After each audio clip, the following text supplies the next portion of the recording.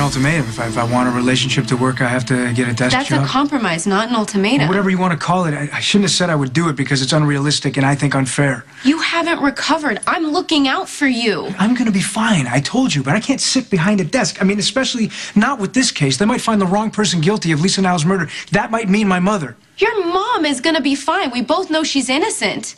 And let the detectives that are already on that case prove that. Let's be honest right now. Your mom is just an excuse for you to go back to work. Look, this is my mother. If this was your mother, you'd want to clear her name, would you not? This isn't about my mother. That's the point. It's not about your mom either. You can't stay away from the danger. You're acting exactly like my father. You're taking these crazy risks and you're not thinking about how it affects the people that love you. You love me, right? How can you ask that? You know that I do. Well, if you love me so much, then why are you trying to change me? So I'm trying to change you? Wow, I'm so sorry that I love you. And I want to keep you in my life as long as possible. I want to be in your life as long as you'll have me, but I'm not going to sit behind a desk. Can you just put yourself in my shoes for 1 minute? Every time that you leave the house, I'm worried you're not going to come back. People get shot, people die. You've come close now twice. If I'm trying to change anything, it's your odds. Problem is, I didn't become a cop to sit behind a desk. I don't want to push paper. I don't want to write up parking tickets. I want to be out on the street. Risking your life. Yes, if that's the case, so be it. That's who I am. That's who you fell in love with. I fell in love with the guy who used cheesy pickup lines and who introduced me to the opera and taught me more about baseball than I ever wanted to know. Not your job. I fell in love with you. So that guy. I love the opera and baseball, and I got loads of cheesy pickup lines. And I also love being a cop. You're gonna have to accept that. Or what? I want you to love me for me. All of me. Not some idealized version you have of me in your head. I'm not perfect. I'm not asking for perfection. I wouldn't even want that. But the constant danger is a problem for me. But if you can't accept that that's part of the package, then everything we're trying to build is not going to work out the way it's supposed to. All I'm asking is that you change assignments. I can't. Sitting behind a desk, it's never what I've even come close to thinking of myself doing. I grew up with Lieutenant Paletti on the street and back in the old neighborhood talking to kids, helping them, making sure they were playing stickball instead of picking up a gun. Do you think he could do that from sitting behind a desk? And he was murdered! Okay, you're right, okay? We have to compromise here, but I guess I'm not willing to give up something that I love, something that I have a real passion for, and maybe you just don't get that right now.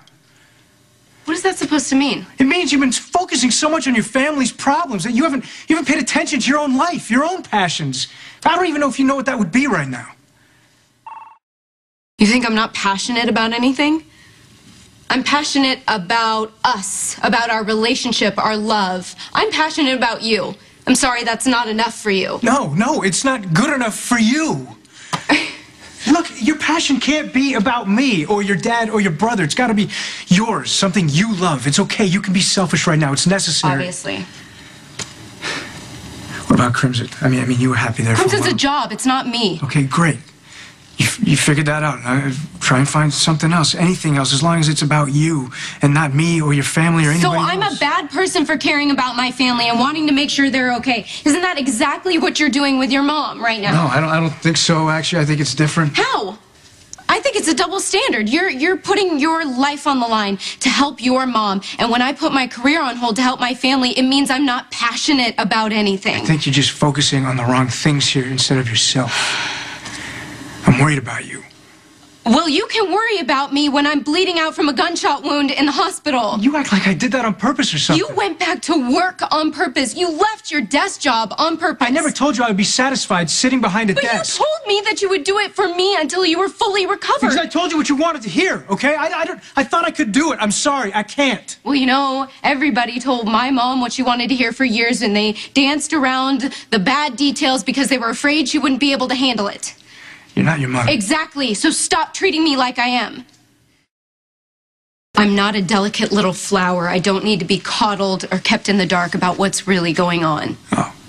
All right, well then, don't force feed me whatever you think I want to hear. When have I done that? Oh, come on, Lily, you've been sitting on the fence about our engagement ever since I asked you. It's like, it feels like you only said yes because I got shot and you didn't want to upset me or cause me to have some kind of a setback. If anyone's been coddling anyone, it's you.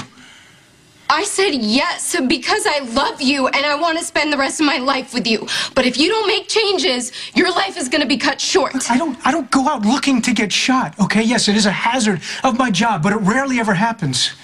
Obviously not for you. Right, because I've been shot twice, okay? And that's bad luck or whatever you want to call it, but most cops I know, they hardly ever have to take their gun out of the holster. Well, that's so lucky for their wives and husbands. You know what? This argument, it's like this crazy circle. I just want to break out of it, okay? I want to go to work and do my job to the best of my ability, and I want to come home to you, and I want to hear about your day. But you didn't come home. You didn't come home. I was waiting, and you didn't come home. I can't go through that again.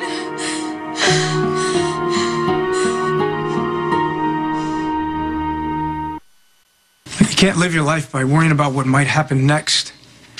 You never get off the couch. I mean, you wouldn't get in a car, you wouldn't get on a plane. None of us know how long we have on this earth.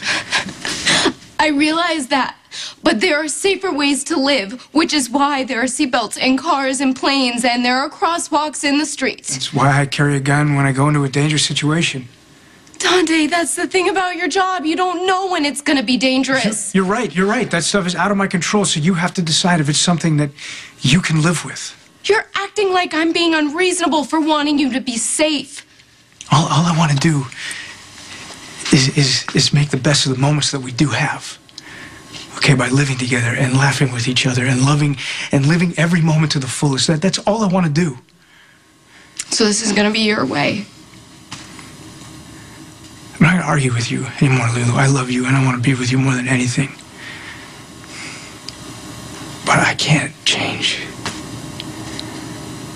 So that means it's up to you to decide. I don't want to lose you. If you change me, you kind of already are.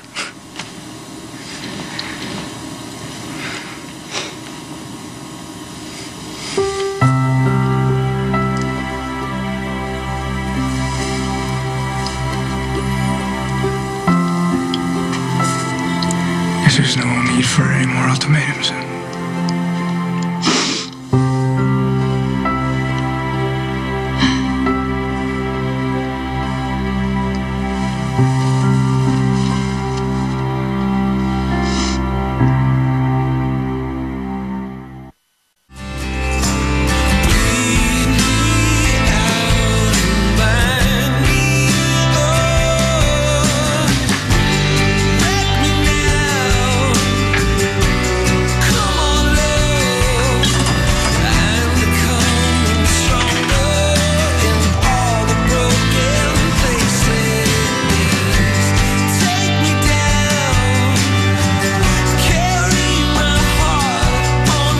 It's Dante.